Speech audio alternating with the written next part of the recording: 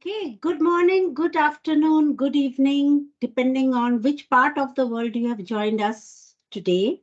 I think I should just say good day, everyone. I am Priya Patra and I am the Vice President Outreach of the PMI Mumbai chapter, and I'm the host of this session today. With me, we have Anita from PMI Poland chapter. Hi everyone. And we have Greg from PMI Alaska chapter. Good morning, I'm the VP of Outreach. It's 6 a.m. here in Alaska. Good morning. Very good morning, Greg. And it is 7:30 p.m. here, right here in Mumbai. And we have Anjana, who is our chapter leader from PMI UAE chapter. Good evening, good morning, wherever you are joining. It's 6 p.m. In UAE. All right. And we have Damike Mendes, who is our chapter leader from PMI Sri Lanka chapter. Hi, everyone. I'm joining from Sri Lanka, same time as India. Okay. Thank you, Damike. And over to you, Anita. Yes, welcome everyone to PMI Chapter Exchange event, Season 4. And week, Working Smarter Together, Project Management CoE or COP. And PMI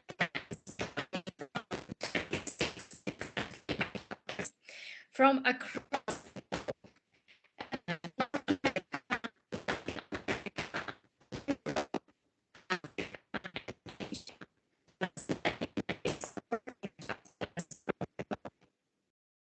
and let Anita, me introduce. I think your voice is breaking a bit for me. I don't know about others. Is it good for all? Or is it breaking? It's breaking also. It is breaking, yeah. She's breaking. So, Anita, I think I will, you can try once more, else I will take it forward, Anita. Okay, it's better now. Yeah, there's a bit of static. So, Anita, while you log in again, I will take this forward. Yes, Anita was trying to say, sorry about that. Welcome to PMI Chapter Exchange Season 4, Event 8. And today we will discuss working smarter together, right? Why do you work alone when you have a COE and a COP? And does this make us smarter? Right. Today we have PMI friends joining us from 26 different PMI chapters from across the globe. And just as Greg said, right, it's 6:30 a.m. right there in Alaska. So we have friends joining in from North America, Latin America, Europe. Anita was from Europe, Africa, and Asia, of course. And plus many, many more supporting chapters, not those 26 chapters only. And this is what we call as the exchange effect map. And this is how our registrations look like today.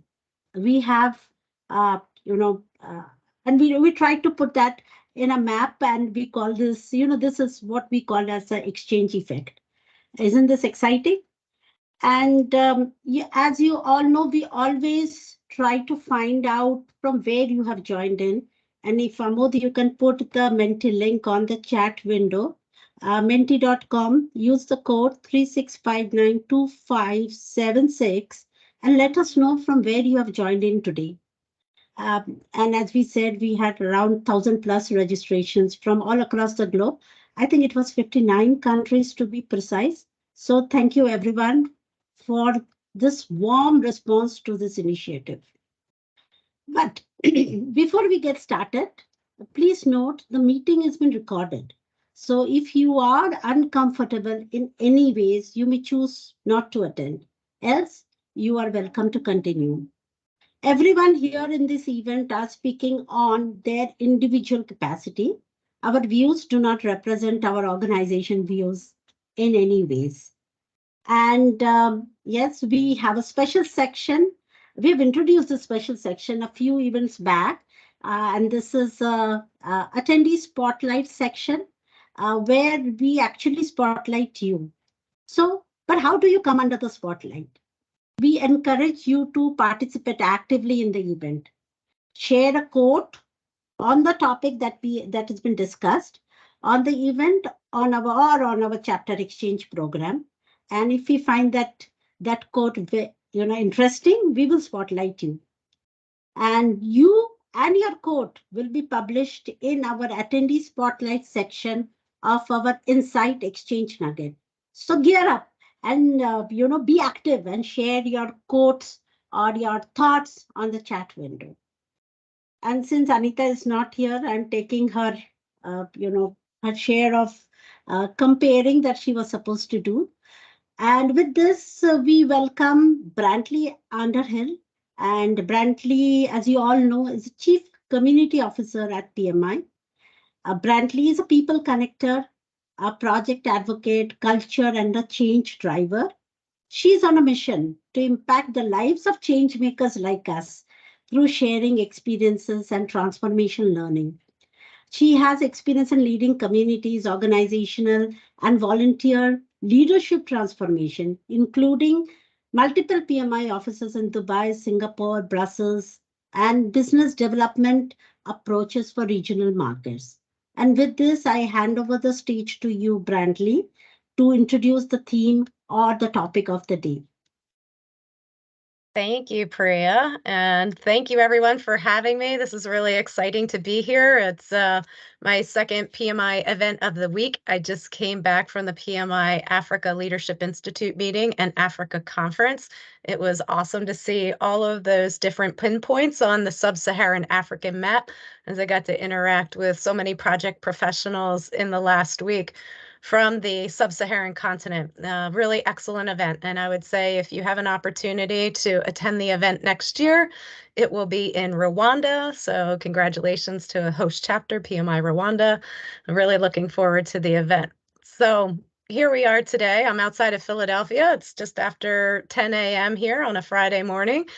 And when I was asked to talk about this topic of community experts versus a community of practice, I had to do a little bit of homework around the community of experts because communities of practice are pretty second nature to me. I've been with PMI for over 25 years, and anyone that has a history with PMI knows that we have had a company of in-person geolocated communities, our PMI chapters, but we have over the course of time have also had online or virtual communities in the form of specific interest groups and communities of practice. And in my new role as Chief Community Officer, it's a new role for PMI. It's a new role for me within the organization. My job is to nurture the PMI community of project professionals and aspiring project professionals. So we think about our volunteers, our members, chapter members, online community members, credential holders, aspiring credential holders, students, and then even all of those people that don't know about us yet. Maybe they access an event or purchase a product from PMI, but there's also so many people that don't know yet about PMI. And I'm sure that you run into them every day within your workplace and in your local communities. So in this role, our job here is to help grow our PMI community and also grow the engagement within the PMI community. So having something like this forum, the PMI Chapter Exchange, is a really fantastic and innovative way to engage our community. So thank you for being here. Going back to the topic of community of experts, I had to look up how is expertise defined. And what I found is that expertise is what separates the amateur from the true master in almost any field. And trying to agree on a definition of expertise is not always easy. How do you measure it? Is it about how much you know? Is it about being able to perform an action well? We know that knowledge, skill, and achievement are all critical components of expertise, and usually people who become experts tend to acquire a body of knowledge that makes them one of the most informed individuals in their field.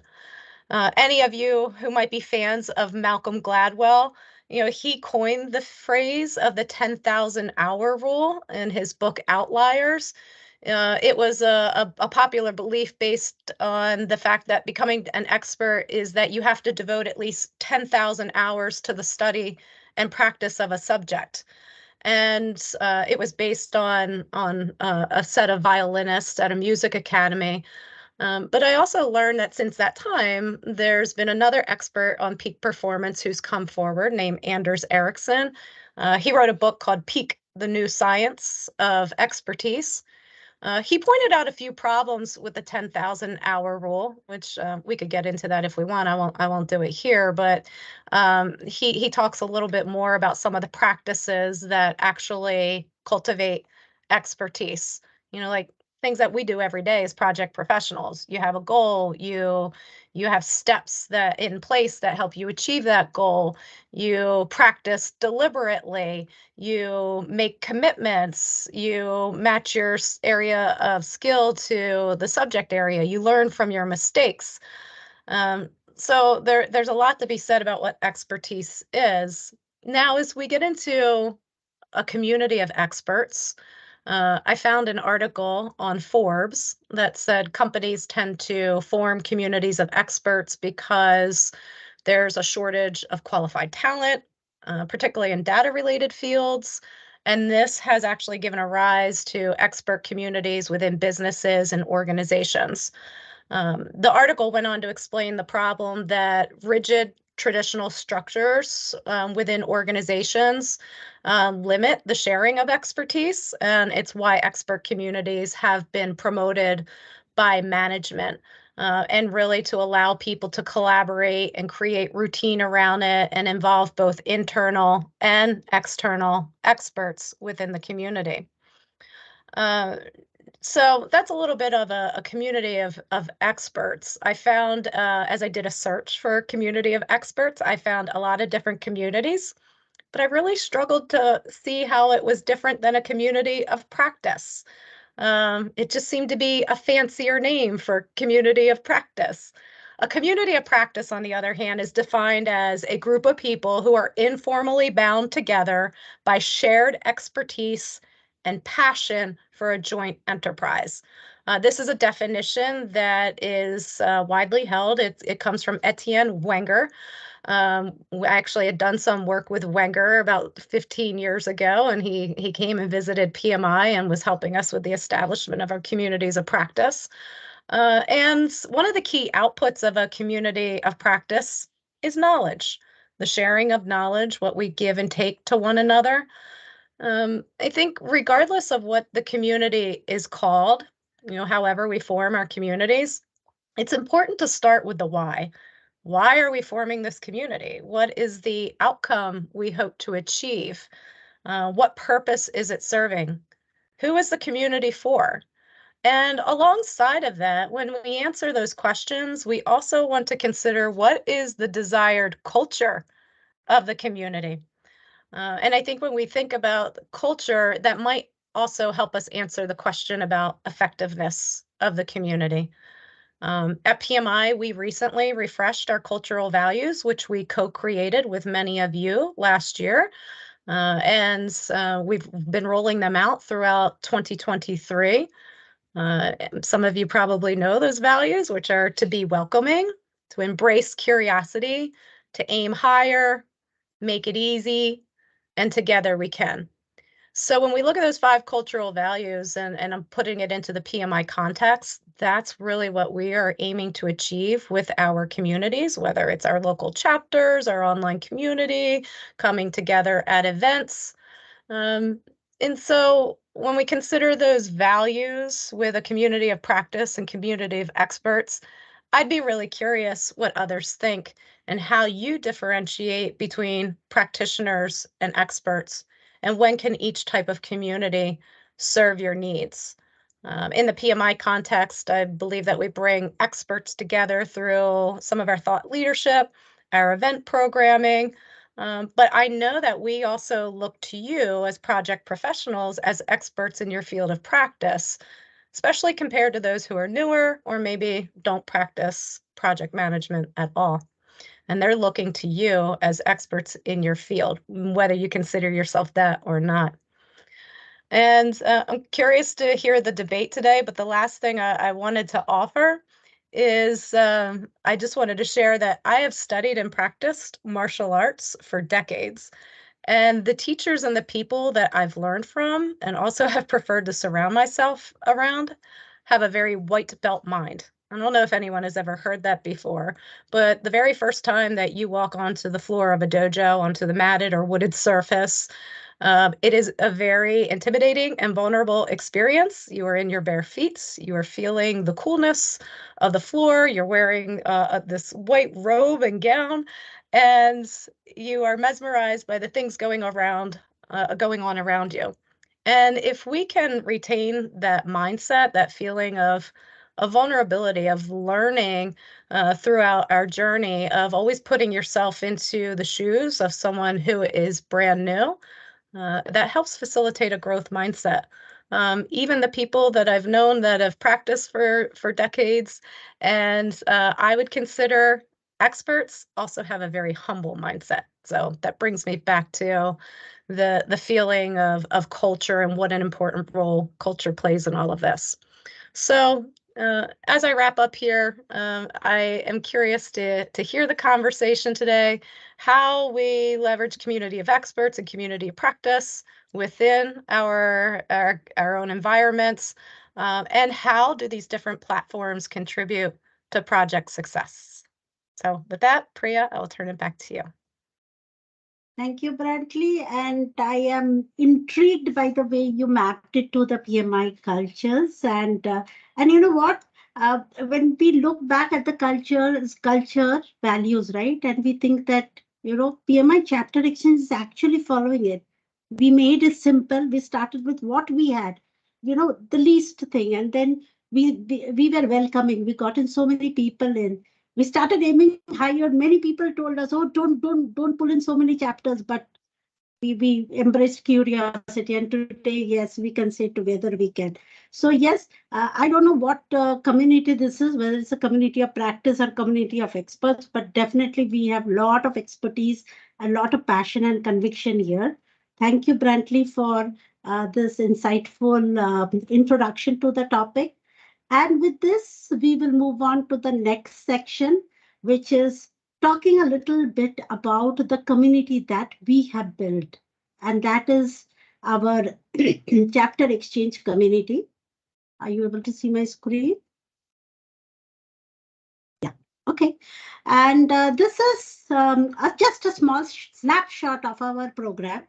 And as you all know, ours is a PMI chapter collaboration initiative. And we have 26 partnering chapters and many supporting chapters as such.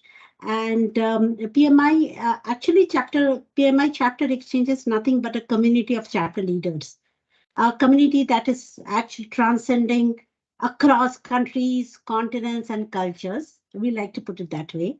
Our vision is to evangelize cross-chapter collaboration and to encourage cultural diversity. It's all about teamwork. And what do we do, right? We co-create these monthly events to bring in diverse perspectives from our chapter members, this also helps in spurring networking and collaboration opportunities. And by doing this, we are building a community where we share good practice, we learn from each other within and external to the program. And that's why you will see a lot of diverse chapters joining in this event as such, because we truly believe diverse connections lead to innovative solutions. And what we learned along the way, we just did not keep it to ourselves. And we published this book last year. It was launched in Las Vegas in PMI Global Summit 2022. And we call this as an exchange effect. An exchange effect is a phenomenon where diverse connections lead to innovative solutions with a compounding effect. And we see that happening with one diverse connection at a time. And this book is available on Amazon. And we'll put the link on the chat window in case you want to have a look at it. And it is free for Kindle, so you can download it as well. And every month we put a spotlight on one partnering chapter. and this time it is PMI UAE chapter. And we have Adil, the president of PMI UAE chapter, who is here to introduce us to his chapter, to the country, and more. Adil is the president of PMI UAE chapter, as we said, 25 years. He has established a formidable presence in telecom, ICT industry, associated with many business channels, encompassing big data, government, industry 4.0, IoT, AI, cloud security, and you name it. So before we hand over this stage to you, Adil, we always ask two questions to the president of the Spotlight chapter. We like to put the Spotlight chapter's president under the spotlight by asking these two questions. What is the time there at your end? And of course, the date. All right. Well, thanks, Priya. Thanks for the nice introduction, and thanks for having me on this platform to showcase UAE chapter to all of you folks. The time here is 6:23 p.m. So it's a good evening from my side to all of you, especially the folks in the US and Alaska. I know it's good morning for you guys. The date is the same, primarily for most of you, 15th of September. And I can take it from here if you allow me, Priya. There is a second question before you take it. And the question is, what is this fourth quadrant on the logo of your chapter defines? Yeah, okay. So that's a good question. Like many other chapters, we have also embraced a logo that represents a country. So you can see there are 7 bars in our logo, 7 vertical bars that represent the 7 Emirates, which constitute the United Arab Emirates. And the bar in the center, you see it's a little taller, and that basically signifies the world's tallest tower, which is Burj Khalifa, which is home to us. Okay, great. Now over to you, Adil. You have answered both my questions. Now the stage is all yours. All right. Well, thank you very much again, and good evening, guys. Really thrilled to be present on this forum and to have an opportunity to speaking with you. I know you folks have joined from across the globe, literally different time zones. As I mentioned, for me it's evening. For some of you, it's morning and afternoon. But it's a really exciting forum, and I welcome you all here as well, and hope you will have a good session down the road.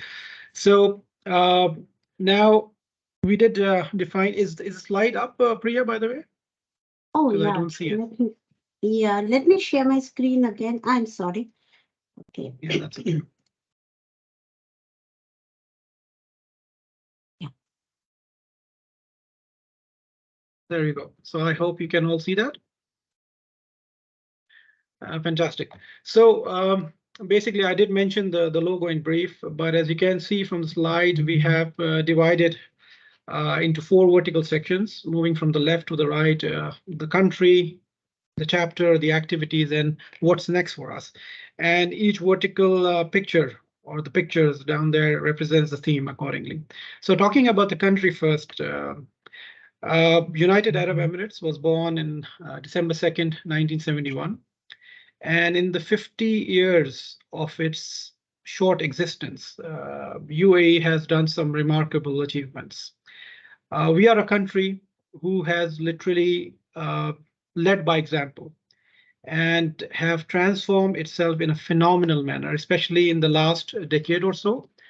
The leadership over here in this country is very amazing. They are visionaries in its true sense, and they have literally given us the liberty and the empowerment to take on bold risks and challenges, and we are not afraid to embrace the future. And that's why, thanks to the wise leadership and thanks to their passionate commitment to the country, we have converted this unwelcoming, arid, challenging desert environment into a very bubbling, busting, full of life, futuristic metropolis that we are right now today. We are home to a lot of skyscrapers, all shapes and sizes that you would see if you were to visit us. And we are also home to the world's tallest tower, which is Burj Khalifa. That's the first picture right on the top.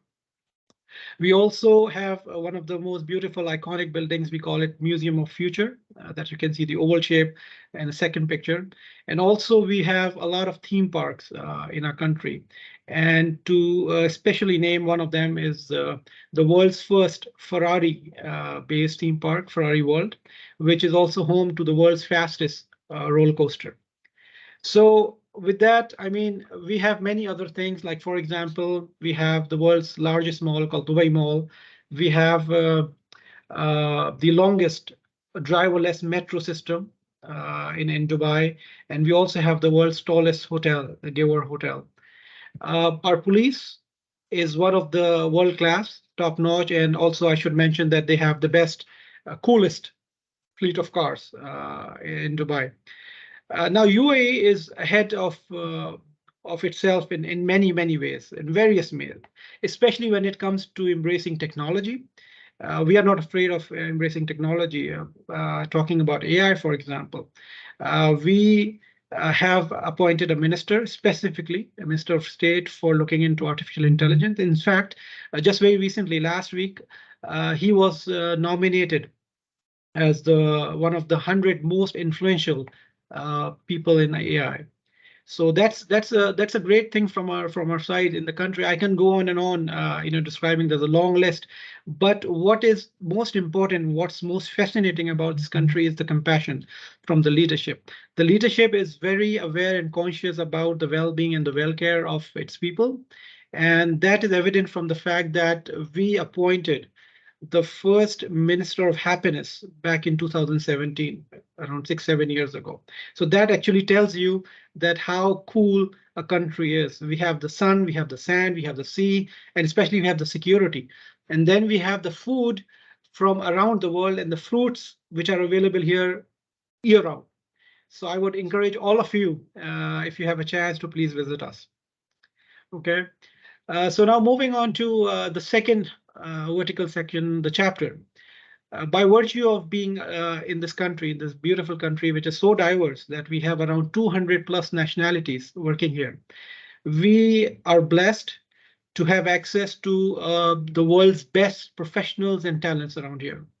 And that is evident in the strong and remarkable 3,000 plus member base that we have. They come from all backgrounds, all cultures, all different disciplines.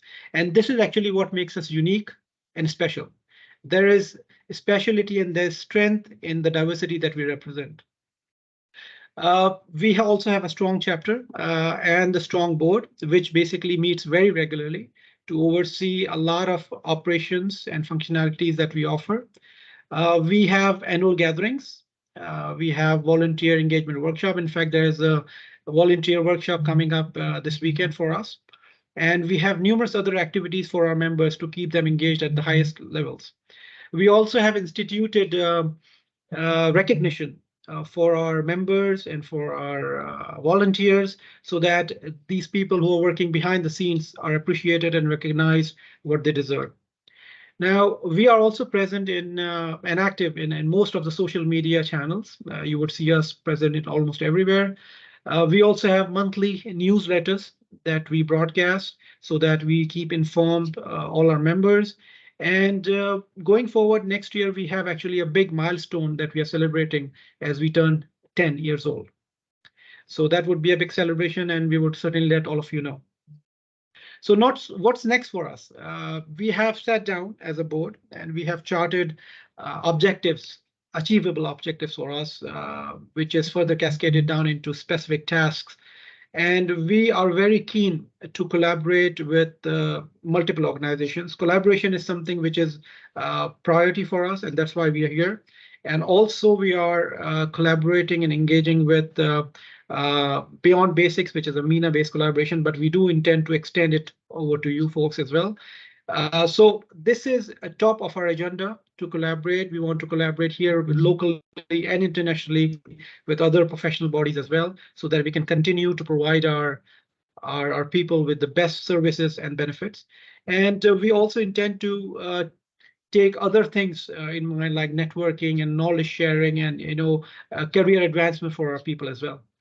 So I mean, the short time that I had, I hope that I have given you a glimpse of who we are, where we are, what we do, and how we do it.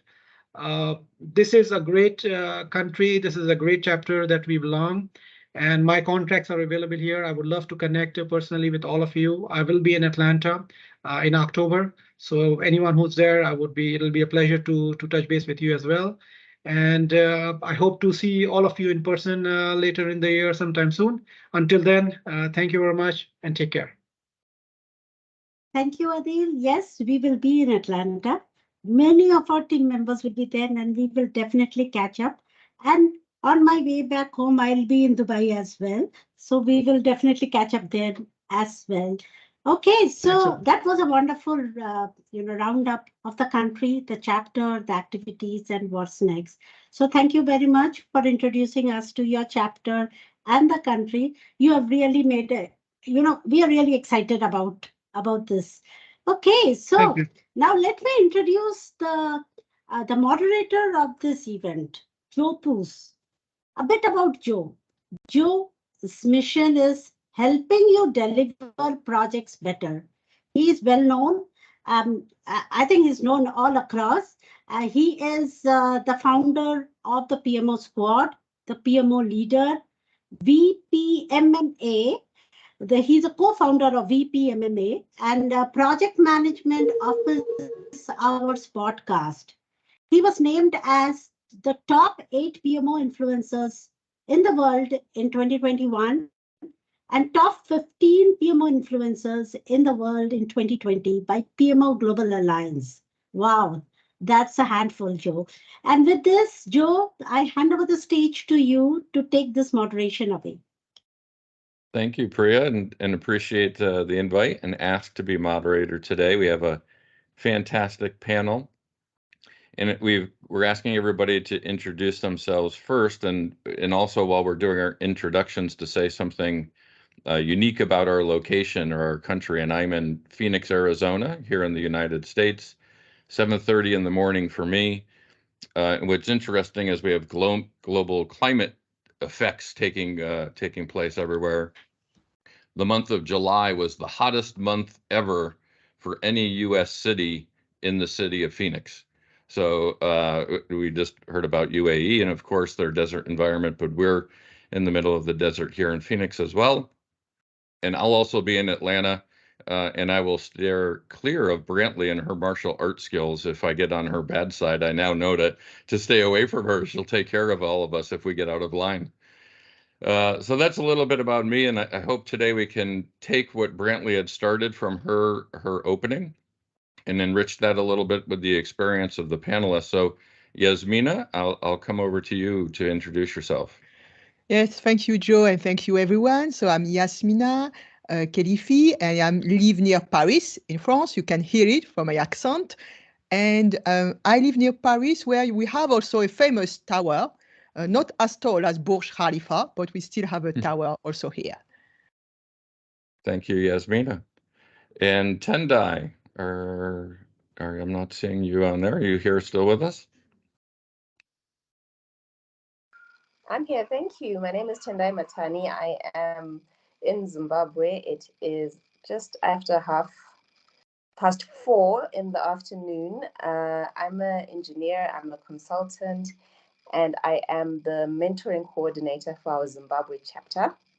And absolutely love my country. Just a little bit about it. We have over 40 minerals, including gold, platinum, silver, coal, anything you can think of. We probably have it in Zimbabwe, and we have a lot of critical minerals. Currently have Africa's largest reserves of lithium. Thank you for having me. Looking forward to sharing my views today. Thank you, Tendai. James, we'll swing it over to you next. Good evening from Perth, Australia. I'm actually the PMI Region 10 mentor, which is Australia and New Zealand. I'm actually a New Zealander, so I'm actually away from home. This is my first night ever in Perth. It's 10:30 in the evening here, and I'm feeling extremely jet lagged. So excuse me if I'm not making a lot of sense. Unique thing about New Zealand. I don't know. Lots of unique things about New Zealand. I'm from Christchurch in the southern hemisphere, in the South Island. Got dealt to by an earthquake in 2011, and I think now it's one of the most beautiful cities in the world. It's been, or one of the most beautiful small cities in the world. It's been rebuilt, and everyone seems to like that. The other unique thing, and Yasmina, well done to the French rugby team last weekend. You just beat us in the World Cup, so we won't talk about that. But looking forward to tonight, and nice to meet everyone. Thank you, James. Isaac. Good morning, good afternoon, or just to say it as Friars just said, good day, wherever you are in the world. My name is Isaac Dubois. I am here in Anchorage, Alaska. And funny thing about Alaska, people always know Alaska as the coldest place because we are very near to the North Pole. But Alaska is not only known for this cold. It also has the tallest mountain in the North America. Can you believe that? Yeah. The name is Mount McKinley, or also traditionally known as Denali, the Mount Denali. So Alaska is a good place to know. And if you want to visit here, just the other day, I met people from Switzerland at the airport that said, well, we came in here to climb the Mount McKinley.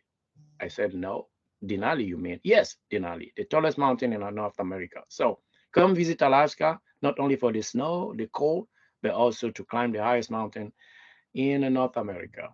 We also do all kinds of sports year round, including soccer. Yes, James, we do soccer here in Alaska, even in the winter time, but it's gonna be inside. So that's what we do here in Alaska. I am excited to be here. Thank you, Isaac. And Moise.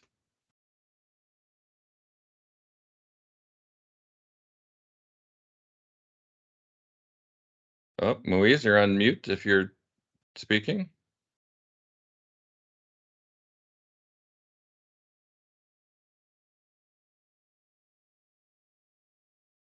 I can see you now, Moise, but you're on mute if you want to introduce yourself.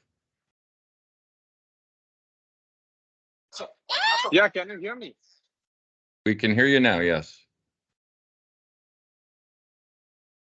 Oh, can you hear me? Sorry. Yes, we can hear you.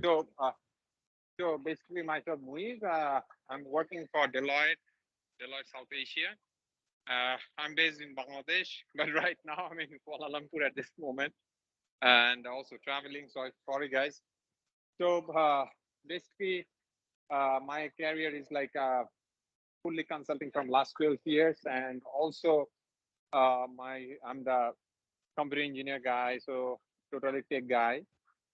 So in that case, started career from ACP to EY and Deloitte. So in that case, I can say like project management and also the PMI things is my day-to-day routine, and also we are aligned all the time, all those things to deliver those projects. So for the Bangladesh perspective, it's a developing country, and in the economy and the growth perspective, yes, we are fully focused and aligned the lots of projects, and absolutely the PMI group in here and also globally has helped us through a lot to connect with the expat in the global market.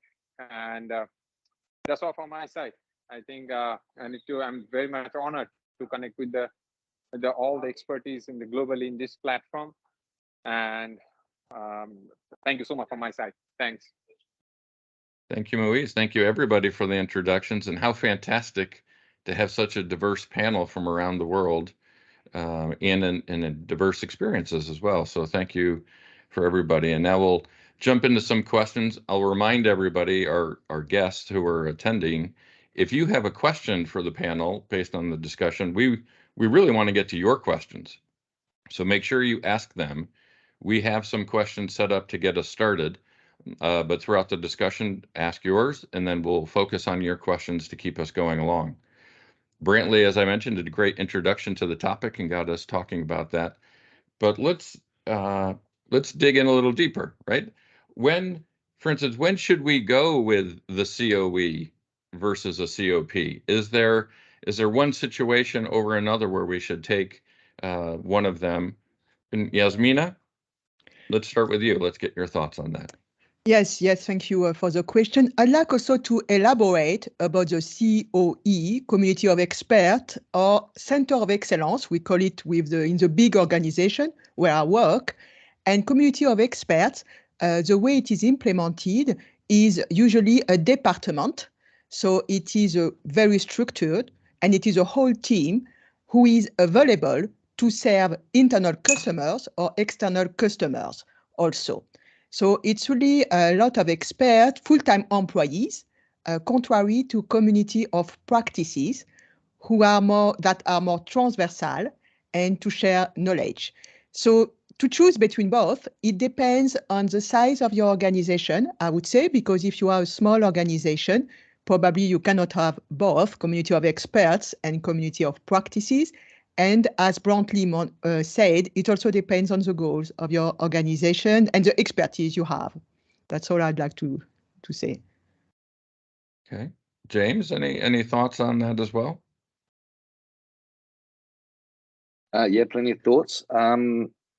So my sort of take on it is a community of practice is more about the people side, the coaching side, and it might also be quite specific about a potential, in the area that a particular organisation might want to focus on.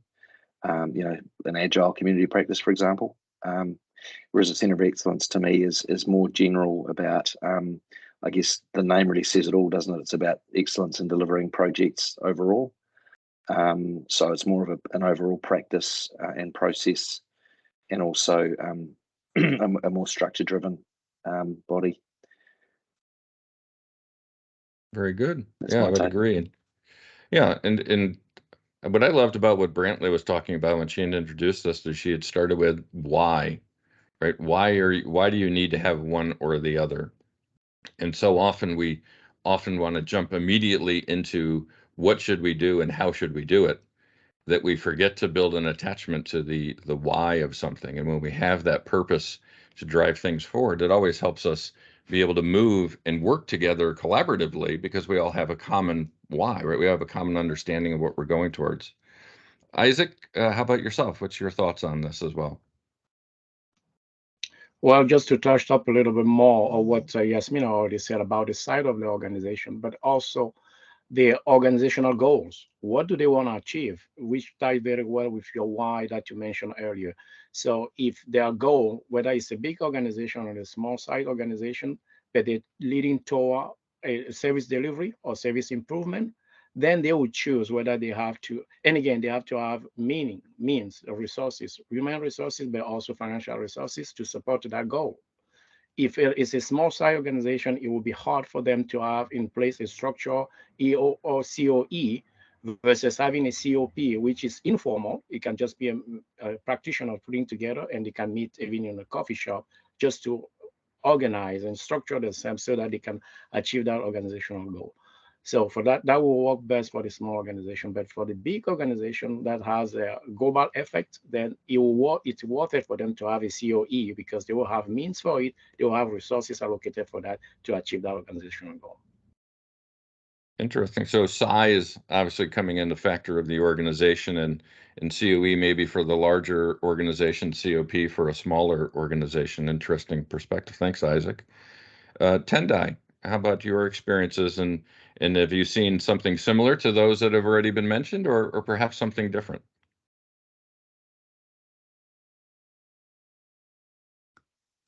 Oh, did we lose Tendai? Well, we will move on. We'll come into the next, we'll move on to the next topic then.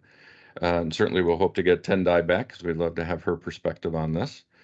We live in a world where the new bright, shiny things come up for us, and they distract us often from the fundamentals of doing our job. And in the current time, the bright, shiny object is AI. And we're getting a lot of influence from how is that going to change our role as project leaders and project managers? Is it going to take away our job? Is it going to impact our job in some way? Well, the same question would hold true for the CoE and the CoP. So how do we see the evolution of COEs or COPs in this world of AI, and what impact do you think that would have on them? Yasmina, what's your thoughts with that? Yes, that's a good question. So in terms of personal point of view, I use AI as a companion, as an assistant, in fact, to help me to speed up some tasks or to brainstorm or to have new ideas. For both communities we mentioned, from my point of view, their big value is also to connect people and to exchange ideas. And this connection of people, and from the connection, as both communities here are really also the PMI Xchange chapter and also the PMO leader are really example of connections and collaborations. So from my point of view, even if we are in the age of AI, we still need both communities of experts or of practices. Yeah, and that's, I think, going to be the interesting part about AI and how it comes into play. James, what's been your experience with that as well? Yeah, that's hot off the press. I've actually been at a conference this week where AI was pretty much all that was talked about. So, it's certainly something that's hot on everyone's agendas right now. My take on it is, yes, a lot about what Yasmina said around it being a really useful tool, and I think from a community of practice perspective, it's really about sharing some of the things that people are finding particularly useful on their day-to-day activities. But I think on the other side, and probably at a centre of excellence and a more corporate sort of a level, I think we've got to be a bit careful because it's still a lot of the AI tools are still very young, still very unstructured, and things such as data security need to be really top of mind at the enterprise level. So use it as a tool, absolutely. It's got a heap of benefit for people to use, but be cautious too, and make sure that you're adhering to corporate security standards, data security, and all of those other things that your IT department generally tells you to do. Yeah, I would agree with that. And really, if we're talking center of excellence, center of practice here, and AI is that new tool that can come in, what an ideal spot to test it, right? And to do some proof of concept, then instead of bringing it throughout the whole organization, bring it into one of your smaller departments or almost a skunk works or a trial program to see how it can work there. But to your point, James, it's kind of in its infancy still, right? And we don't want to get too far ahead of ourselves and maybe bring in more challenges than it would present benefit, correct? Yeah. Isaac, how about you? Your thoughts on AI in the COE and COP? Well, Joe, you just summarized it very well. The AI is one of the tools into our project manager toolbox, just like any other tool, right? So it depends on how we use that tool right to serve our purposes. And again, it's still very young. It's still very young, though we have to live with it. So the COP or the CoE is just a good niche to test that AI, whether it's to optimize the process that they have in place or to enhance the methodology that they are using. They can do that, prove the concept within that small group before they can spread it out to the enterprise, as James said. So use it as a tool. I use the word buddy. So a companion, like Yasmina said, someone that will be along with you because you'll need it down the road as it perfects itself. Fantastic. And looks like we have Tendai back. Thank you, Tendai. I know everybody gets occasional technical difficulties, especially when we're joining from all around the world. Tendai, for you, I'm not sure if you were here at the beginning, but we were talking about AI and how that is now the new shiny object within the PM space, and a lot of discussion around the world about that. What's been your experience with AI related to COPs and COEs?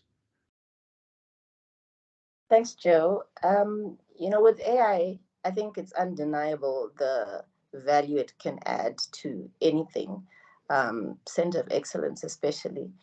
For me, AI discussion probably needs to be framed more around the limitations of AI. And in my learning journey with AI, because I think we're all learning and AI itself is learning, I've realized that, AI is very limited in terms of being able to address biases. That's the one thing that I learned very interestingly about AI, that it's only as good as the information you feed in. And, you know, some demographics, some locations are very underrepresented, and it may be more relevant in certain places than others because we just don't have the data. It's a continuous learning experience. So I always like to look at AI through the limitations it has, because the possibilities are endless. Yeah, certainly. And one of the more popular is ChatGPT, and I can just say from my personal experience, I'm sure we've all been curious, and I went out to ChatGPT and typed in "who is Joe Puz," and it gave me a long description about myself that wasn't me, right? So it told me a university that I attended, and I did not attend that university. It did get a couple things correct, but so to your point, Tendai, let's be cautious because it's still learning. It may not have all of the answers yet, and it may present false answers in some instance. And if we don't have proper editing or controls in place, it can actually maybe do more harm than good at this point in its early infancy. So we don't want to have a full discussion about AI because certainly we could talk about that as a topic, but getting back to our CoE and COP focus, what would be some examples maybe of projects that organizations could be running where there would be benefit from having a CoE or COP involved in that project to help it deliver better? And Muiz, we'll come back to you. We'll see if you've got access here to be able to respond to that. Are you online now? Can you hear me? Yes, we can hear you. Yeah. So, see, I told you, like, we are working in for the South Asia market, and from the last, I think, a couple of years, we're working for those developing projects for the countries.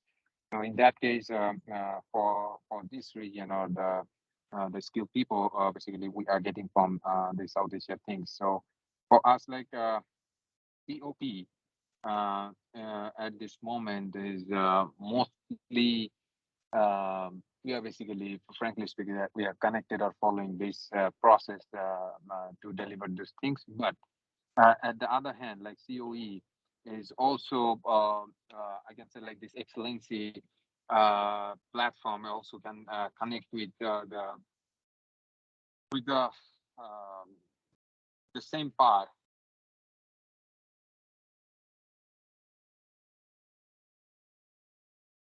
Oh, sounds like maybe we have. Oh, here we go. No, so I think so. And on the other hand, like for the CoE, for these things like I've shared, like the excellency things. I'm not basically from last 5-7 years. Those project management things. I don't think like we can consider this especially for those. The difference between the COP or CoE is applicable in this region, frankly speaking. But mostly we are now aligned with the COP, the methodology, and also the workable, the outcomes is based on those models.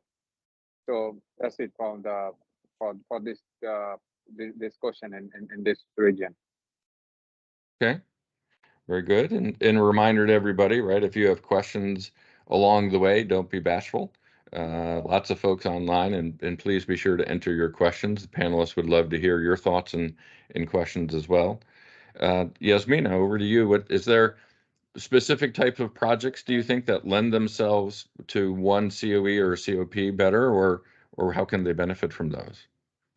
Yes, I think James at the beginning of the conversation mentioned something important: operational excellence. And I think in the way, to my experiences, what I observe, the colleagues I talk to, in fact, because I, like Brantley, I knew community of practice a lot, but not so much CoE. So I talked to some colleagues, I discovered we had a lot of CoEs, and CoEs generally also support the strategy of the organization.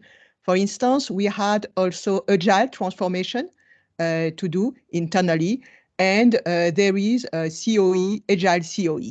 In fact, and the agile CoE helps these new methodologies that were new at our time to be deployed in different projects. They really help new project managers or seasoned project manager to know how to use agile methodology, agile approaches as best in the different projects they have. So they really accompany, help people internally. That's the way I observed how it was used. Yeah, that's a fantastic example. Thank you for sharing that. And James, Yasmina mentioned some of your comments from earlier. Your thoughts on this question as well? Yeah, it's quite a hard one actually. The sort of specific types of projects that lend themselves to COEs or COPs. My take on this is that communities of practice, I would see those probably being prevalent in software agile type environments. I would expect. I mean, that's a huge generalization. I'm sure you could use them in all sorts of different projects, but that's just my sort of take on it. Center of Excellence to me is more about the overall PMO portfolio as opposed to specific areas. So very hard to highlight specific projects because it depends what type of projects the organization does. But I guess in general, community practice is more about specific areas of a project or specific types of projects like Agile, whereas a COE would be across the whole organization. That's sort of how I see it. Okay. And hard to be specific, really. Just depends on the organization, depends on the culture. Yeah, certainly the community aspect of it, right, lends itself to hard to pick in one specific example. But I do like Yasmina's commentary about the Agile community of excellence, right, when you're trying to implement and go through an Agile transformation. So that's certainly a good example. Some questions coming in from the audience. Thank you. So let's take one of those. And Isaac, we'll start with you first on this one. A question is, what can be the potential showstoppers we might experience in the COE? I'm sorry, COP. What could be a showstopper from a COP? Can I? Yeah. Okay. So this is Muiz here. Can I? Oh, sorry, guys. Joe, did you say Isaac? You can go ahead, Muiz, if you want to go. But so I think like in the light of the current change of the global technology scenario, I think the PM of CoE and the COP have served the structural foundations that tie all of us, like the practitioners and also the support for the aspiring professionals in the field, to know like what to expect. That is more important. And that's being said, like the CoE is also the consist of the governance and the governance of the practices that required the organization of such large scale, hence being able to serve like the common platform between the all stakeholders maintain and support the quality assurance. And the secondly, like as well as bring all the stakeholders together under the same umbrella. Guys, basically, I'm not coming from like, I cannot give the example for like the developed countries, like who are basically booming in the innovation. And I told you before, like my background, frankly speak, I look after like Bangladesh, Nepal, Bhutan, some countries like Mauritius, who are basically, I mean, they are mostly focused on the innovation and also using some high-tech technologies, or also using those methodology for their development or solving the issues. They are in the challenging moment to solve the things. And the back to the part, if you, the thing is like AI, in the current like AI generation, I would say like even more important than if before to have such guidelines and structure in the place so that we can continue to practice ethically and accurately to maintain the standards like that we have worked so hard to set together. And also with this artificial intelligence or the high-tech technology, this emerging, the rules, principles, procedures, so we know that are very fast changing. So this is why it's important for us as well to the PMI community to uniformly to adapt ourselves to make this most such technology advance. Again, I'm saying the country basically we are basically serving. So still we are in the first of all to adopt the policy, the process, methodology, and for the technology or advanced technology perspective, our mindset to accept those things. And secondly, there is say no solutions because of this AI, this high-tech technology. Always give us the solutions, always give us to the open mind things, and that's how it goes on. I mean, Yes, thank you. That's how we basically move Thank you, forward. Muiz. Thank you. That's it. Yeah. Yep, thank you. And Isaac, we'll now come back over to you on that as well. What would be a showstopper, right? And just before we jump into Isaac, one thought on Muiz. He had mentioned from the smaller, maybe underdeveloped regions that may not have the same abilities or situations or scenarios. I would say that's the opportunity for innovation. And I think oftentimes we look to primary countries for solutions and experiences, but I would say let's find innovation everywhere, right? I wouldn't think of that as maybe a disadvantage, but maybe an opportunity. So everybody let's not look for the same regions to find our solutions. Let's find solutions everywhere. And Isaac, your thoughts on showstoppers within a COP? What could be something that could prevent these from being successful? Well, it goes to the nature itself, right? For the COP, the COP are informal by nature, and it might be diverse and transversal, but still it is informal, and that could be by itself a showstopper for this. So that because it will generate or create inconsistency at the end. If to link to the previous questions, on an example of a project where the COP might be used is the word of developers or IT. If we put that in there and we walk through as a COP, because of the inconsistency of the nature, they can produce a product, but they probably cannot replicate that product to keep that consistency throughout the other project, and so, and that could be an issue. Unlike a COE, which is more structured and tend to last longer and propel that expertise throughout the entire organization or an enterprise. Yeah, I would agree. Good thoughts on that, Isaac. Thank you for that. Another question that came in from the audience, and I think this is a fantastic question. So we'll start with Tendai on it first, but certainly anybody can jump in. One of the challenges we have in project management across the board is measurements, right? How do we find the right measures and how do we use them to try to optimize and improve what we're doing? So the question is, what approaches have the panel seen applied to measuring and monitoring the effectiveness of a COE or COP? Tendai, what have you seen from a measurement perspective?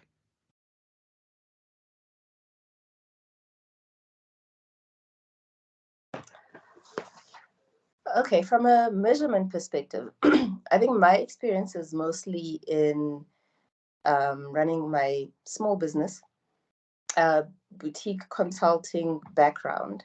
So I mostly rely on the community of practice really to feed into the things I want to do. I've had one very interesting experience with the Center of Excellence, and it was literally at a place called a Center of Excellence, and we spent, I guess I could frame it as a sprint, 1 week, a bunch of experts all focused on producing some pretty academic work, but we had some very tight deadlines to meet. So it was just the standard in terms of measuring how effective are we being. It was very much what's the output. Every single day we've got deliverables and keeping them tracked and visible for everybody to see and to be able to work. So that was very effective for me, and it was a very different experience to be immersed in a center of excellence like that with a very, very pressure and tight deadline and goal. So I think in terms of the measurement, it was really just those big main deliverables, the time, this is what we're trying to do, and the input, and making it very visible for everybody. Thank you, Tendai. Yasmina, I see you raised your hand. Yes, thank you. Yes, I would like to complement what Tendai said, and I agree with what you said.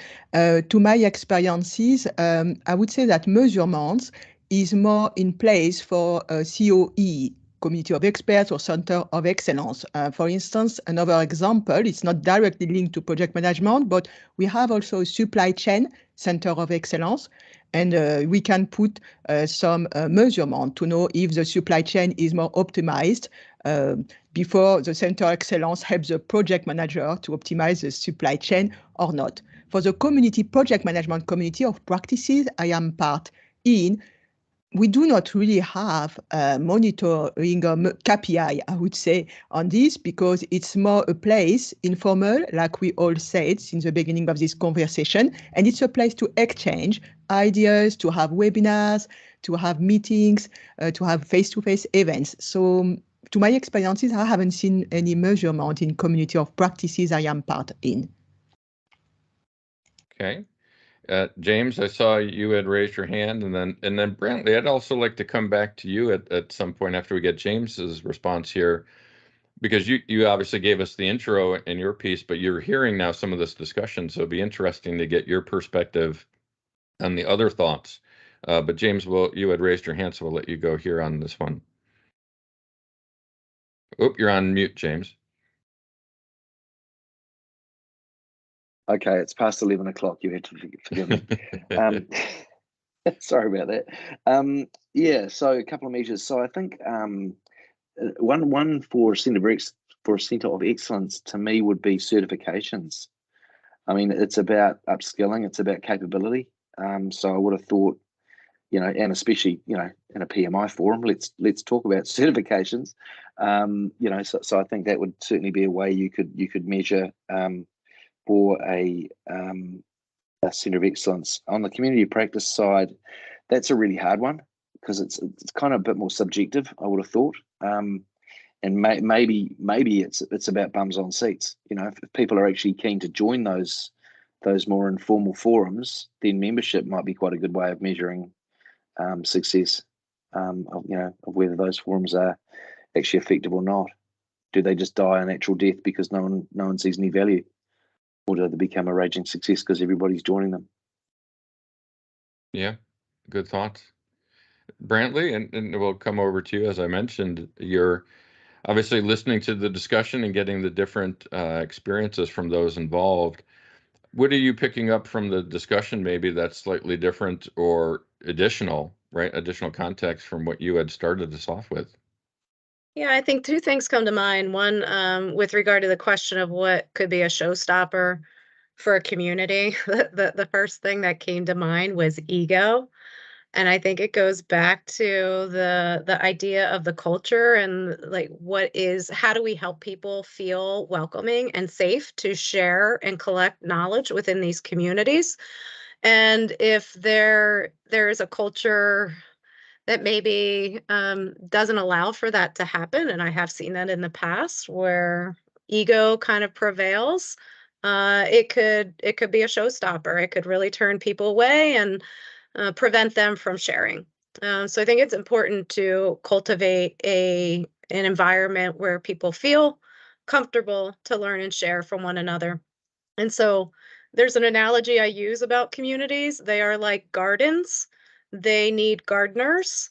Gardens get weedy, weeds grow. So constantly requires a little bit of plucking away of the weeds, constant watering, nurturing, bringing in the light. When a garden is taken care of, and when the community has a gardener type of approach, it can grow and thrive. So just setting up a community and expecting it to function, it won't do it on its own. You need some leadership and governance in a community to keep it moving, to keep it fostered and nurtured. And so when we're looking at what does success look like, I think for the host organization that's creating the community, they're probably doing it in response to some of the things I mentioned earlier, like to upskill their employees, to get them to be more productive, to create outcomes faster. Certainly you can measure an output like growth, where we grow in the community or more people participating and posting and liking. Certainly those are all measurements. But ultimately, I think it will come down to how the organization chooses to measure outcome. And that could be in employee or community satisfaction. It's one of the measures that we use. I mean, obviously, we track the health of our communities, but we're also tracking how satisfied are people in the community. Would they recommend it to others? So like a net promoter score. And we are beginning to employ something called a sense of community index. Some of you actually might have received a survey from us in the last month asking about your satisfaction, engagement, and interaction with PMI community. And it's a way for us to assess how are we doing? Are we providing the type of offerings and environment that people want to continue to be part of? Where could we do better? So I think depending if it's for your project, for your organization, or for some other demographic of individuals, it will be important to understand what are you trying to achieve, and then look at setting up the right metrics alongside of that. Perfect. Yeah, and I love your point on governance, right? How are we going to operate, and then certainly measure based on what your governance model is set up, right? To be able to attract that way, and that leads to another question that had come in about guidelines for building your COE or your COP. Isaac, what have you seen for guidelines? And certainly, Brantley's comment on governance and measurement are important, but that's maybe after you have your guidelines established, right? So what would be some guidelines to be able to make sure we're getting success from the beginning? Well, clearly, first of all, defining the goals or what they come down to the basic why. Why do we have that in place? And in my experience, and but with the background in our industry, everything has to be standardized to avoid losses and lost time and loss of revenue or loss of potential or catastrophe, right? So if you don't have a standard, the standard in place, then you make it hard to achieve any goal. So having the goal having the process in place with the goal in mind, if that makes sense. So from the end going backward. So why do we want to have a CoE in a place? Because we want to increase our customer satisfaction or employee satisfaction or service delivery, or maybe we have to have a product that is more competitive in a global market. Now that we have that, then we're going to define what will make that success to be effective. The COP, as I said, its structure is a little bit informal and it make it difficult, but it doesn't mean that it doesn't have value.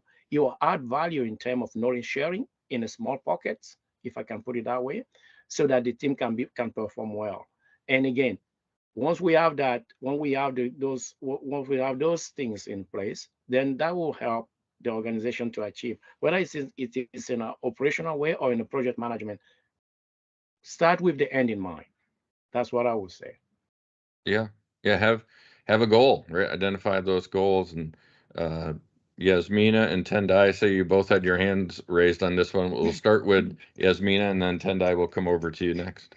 Yes, thank you. Sorry, Tendai. Yes, Isaac, fully agree with the goals. Also for community of practice, I think we can also have ground rules. So that's the way the community operates is very important.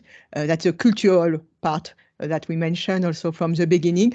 And to have a core team of active members who give the example, who lead by the example also. So for me, it's quite important. And of course, if you can have regular meetings, touch points, it's also important. Okay. Tendai, and your thoughts on that?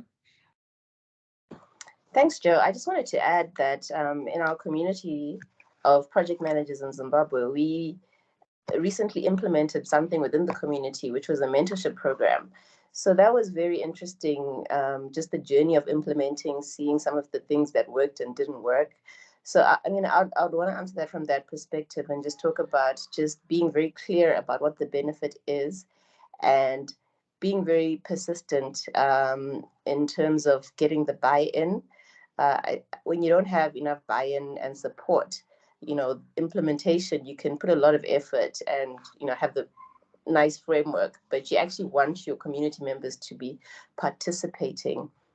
So it's been quite an interesting journey. And in terms of also implementing something new that may seem, standard, just a lot of clarity along the way, a lot of guidance, taking everyone through the steps as often as possible has been some of the things that have actually contributed to making the implementation work.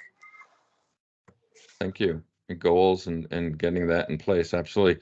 Moise, same question for you. Guidelines that you would recommend to help get COEs or COPs set up. Certainly some start with the end in mind, as we've heard, and have measurements in place and in creating those guidelines. Any additional items, Moise, that you would add to that?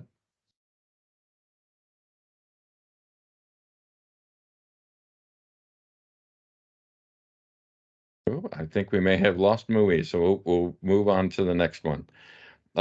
This one is a more specific question, but I think relevant for many out there. It's talking about CMI levels and how important that may be to understanding different maturity models with COEs. So does anyone have any experiences, and maybe it's not CMMI specifically, but thinking maturity involved in COEs and COPs, how can you look to measure or track or implement standards that can help your COE or COP grow because you have an industry best practice type measurement system you're using? James, I can see the wheels turning on you. I hate to put you on the spot first, but you have that inquisitive look to you. What's your thoughts on that one? Yeah, thanks so much, Joe. It's a hard one. I would have thought you could use the measure. I'm thinking that question came from the measurements question earlier, because I would have thought, a successful Centre of Excellence in particular could help increase that score. I've seen P3M3 used as a method for capability maturity assessment in New Zealand in the government sector. A number of those government departments have centres of excellence.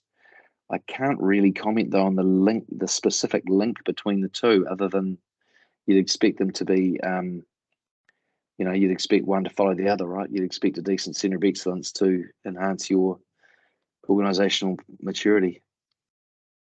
Yeah, and I can think of an example here, question. maybe where the organization has a specific strategic goal to maybe grow from a CMMI level 2 to 3. And based on that strategic goal, they may implement a community of practice dedicated to driving that organizational measure forward, right? It may not be the reverse, where they're using CMMI to drive the COP forward, but maybe you set up an organization or a community to drive a specific goal forward, and trying to grow maturity within the organization would be an example where I think that could fit. Anybody? Especially with one of the verticals that has been identified needing improvement is project management capability. You'd expect the Centre of Excellence to be central to that, so that could link back to that specific goal. Yeah, certainly. Any of the other panelists' thoughts on that, Tendai? See you shaking your head. Thoughts on this as well? No, I was actually thinking, I'm glad that question came to James, because he answered it very well. I love what you said, James. Thanks for that.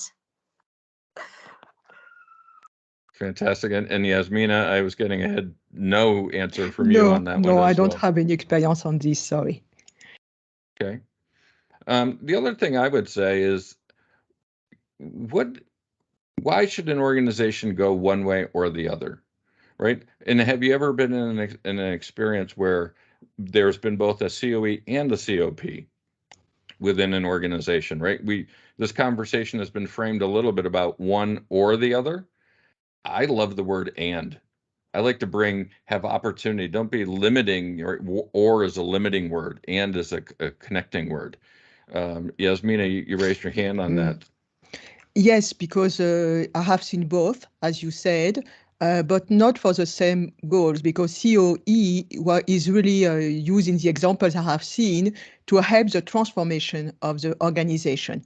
in fact. So to drive, for instance, all the internal customers, the countries, because I am in a very global organization, to implement, as I said, agile, or to optimize the supply chain, or other things, in fact, other parts of the organization. And COP are more here to exchange ideas, best practices, or I go to COPs when I have questions about a tool, or I have a question about the way of improving my project management part.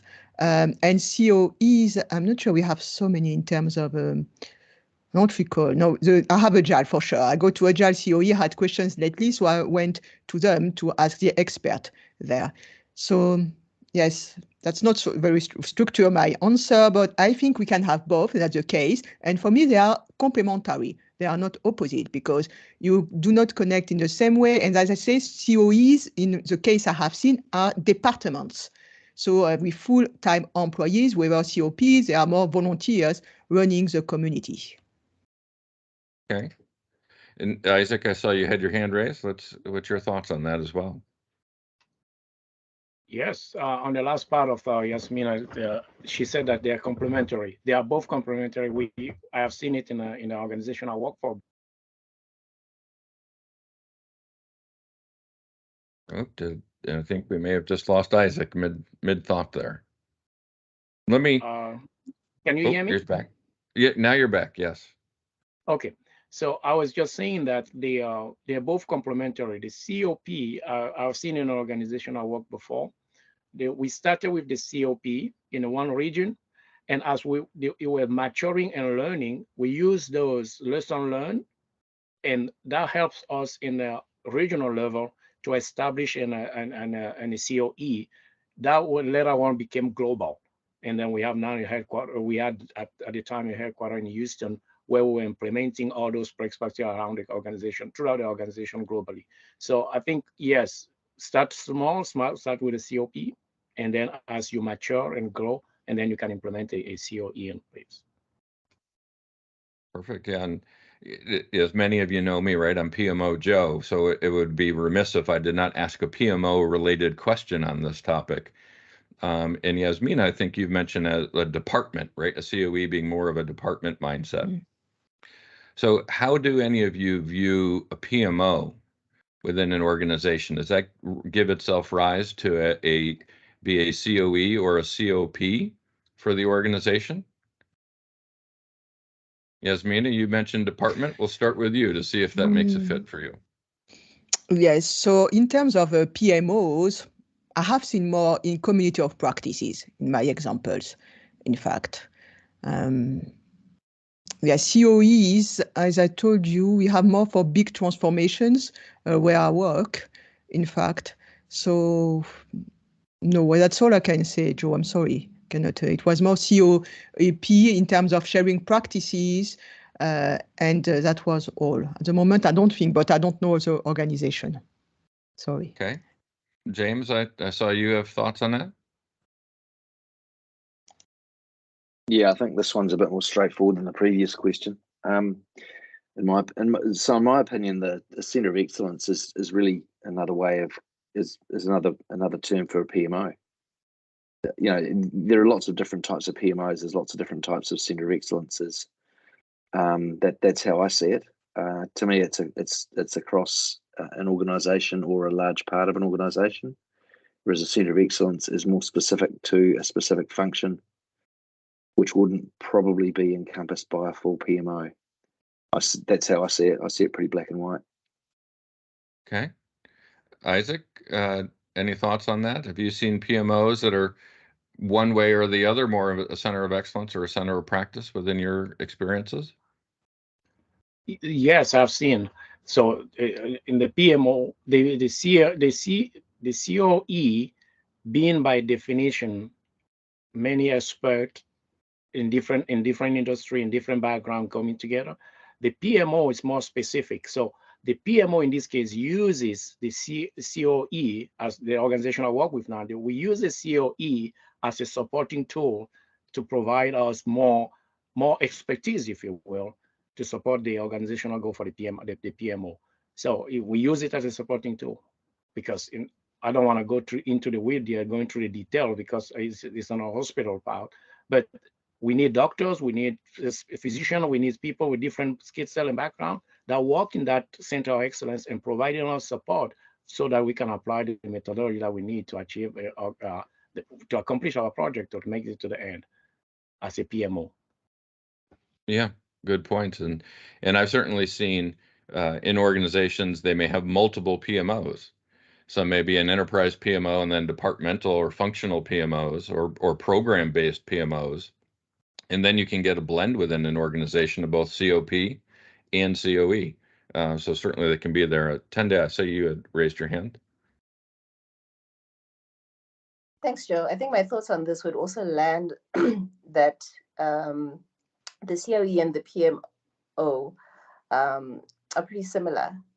And I'm loving this part of the discussion because our symposium next month in Zimbabwe is actually talking about the business value that the PMO can deliver. So I'd also want to bring the issue of business value, because if I think about it, they're both actually going to deliver business value to the organization in a very similar way, whether you go with the COE or the PMO, if you look at it from business value. But in terms of structure, I would think the PMO structure would be quite different and more rigid compared to a COE. Okay. Well, we certainly had a good discussion. We've had wide-ranging topics and questions from the audience. Thank you from everyone. We've covered metrics, we've covered structure, differentiation, best practices, guidelines, and governance. But I want to make sure that we give everybody one last opportunity, maybe to hit some other thoughts or last thoughts that you may have before we sign off. What have we either not covered yet that you'd like to share, or maybe something that we have covered and maybe you want to emphasize? And Tendai, we just finished with you on the last question, but let's start with you on this one. What's your last thoughts on our topic today, project management, COE or COP? I won't pretend this is my original thought. It's something I came across as I was, reading into this, but I think it's really interesting. And that's to say, a COE is something that you will have when you can afford to have it, but a COP is something that you can't afford not to have. So I'll end with that one. Deep thoughts from Tendai with the last comment there. Very good. James, how about yourself? Yeah, I really like that. That's a really good way to put it. That's a pretty good way to finish it for me too. I'll just go with what she said. It's half 11 here, so my brain's dead. Well, thank you, James, for your input so far. And Isaac, how about you? Well, I wish we could all just echo what Tendai said. Yes, start with one, the affordable one, COP, and as you mature and grow, and then lead toward to the COE. I think Tendai has the mic drop moment so far of the panel discussion. Good for her. Yasmina, how about yourself? Any last thoughts? Yes, I think I'd like to encourage everyone to engage in a COE or COP, community of practices, if you have the opportunities, because for me, it's quite a recent experience in my career, and I really have learned a lot, and I have met wonderful people. So I think knowledge sharing is really nowadays a critical skill, because you all know we have more and more knowledge to learn, and we learn not alone. We really learn by collaborating and exchanging. Thank you, Yasmina. Absolutely. And Louise, I'm not sure if you're still with us or not, but last thoughts that you have as well.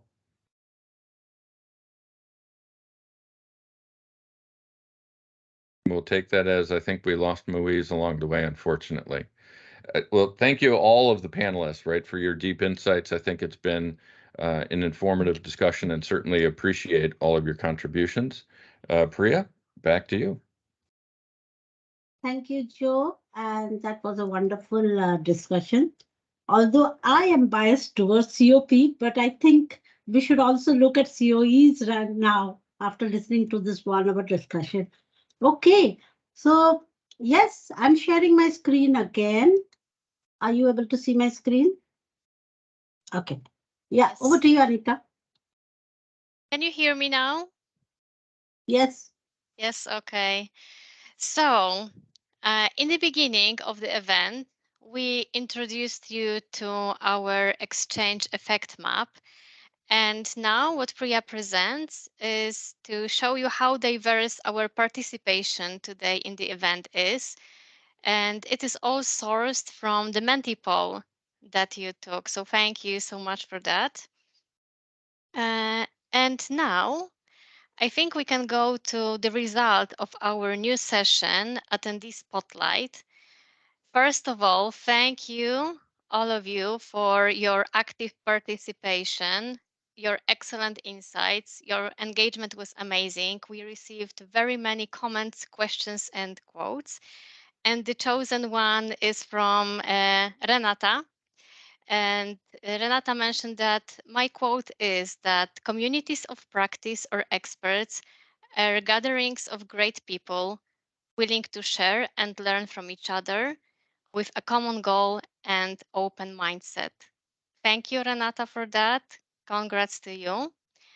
And now over to Anjana for our outro session of the event. Thank you so much. Let me share my screen. It was a thought-provoking discussion. Let me know whether all of you can see my screen. Can I have a thumbs up? Yes. All right. So we started off the discussion with Bentley. I really like this quote. Expertise is what distinguishes an expert from amateurs. We looked at how forming a body of knowledge is going to help an expert continuing on the areas, and also how you could keep up with it, studying and continuously applying it and continuously improving the knowledge. Start with the why. And what is the purpose and what are we trying to serve, as well as what is the desired culture of this community, which would bring in discipline, as well as the method, how things could be structured. We touched upon how the PMI values are like how our community is built on, which I think the PMI chapter exchange communities from these 26 chapters, which Priya touched upon as well, is bringing us together as well, building and sharing knowledge and building our own centers of expertise, as well as centers of practices in. I really like this quote from Bentley.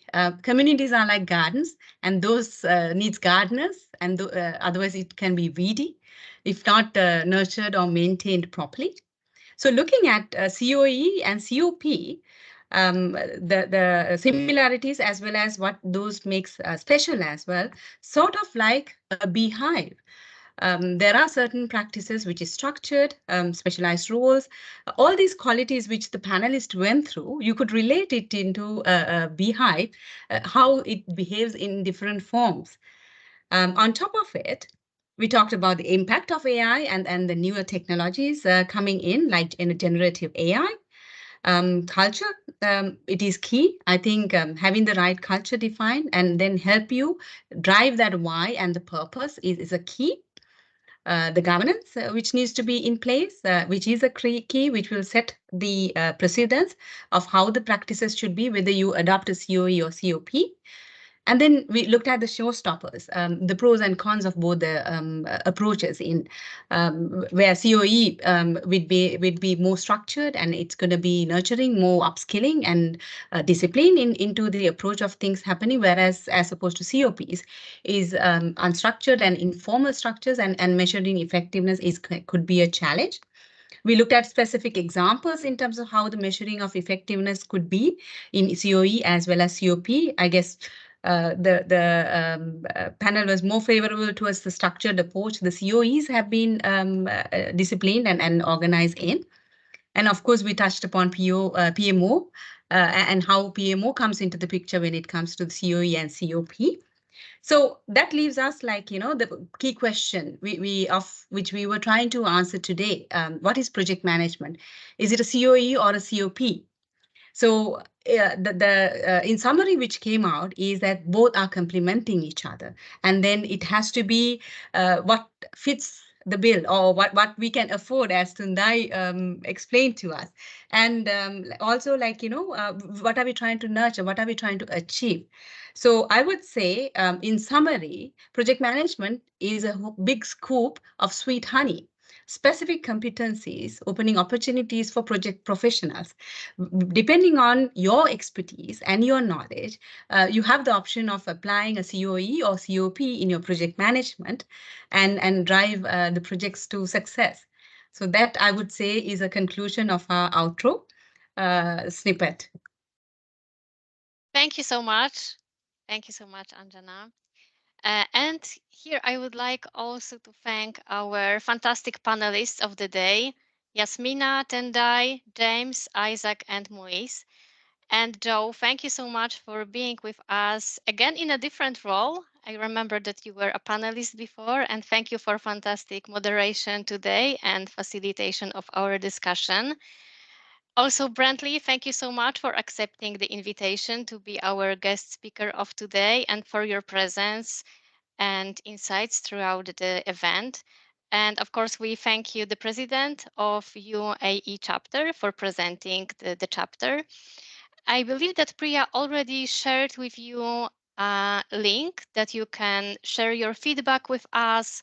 Also, you can share the topics you would like to hear more from our sessions.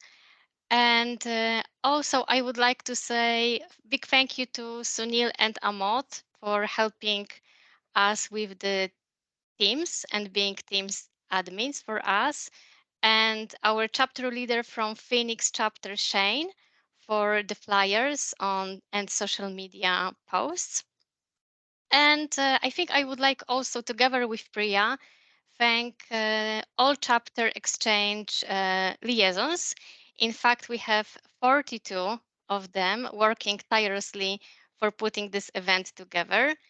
And thank you so much, attendees, panelists, and our team working around the clock together to make this event yet another success. And the PDO code, I see that you were asking about that, is displayed on the screen. And also a mailer will be sent out to you with the details as well as to how claim the PDUs. And with that, over to you, Priya.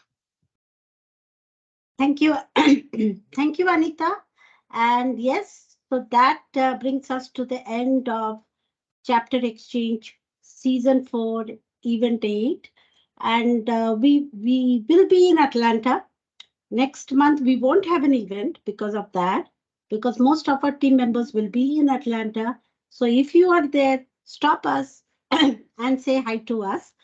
And I'll also be presenting a session on the last day of the event. Please drop by and attend my session. It's a personal invitation to everyone here on this platform today. And with this, we will be back again in November, on November 17th. That will be the closer event of the year.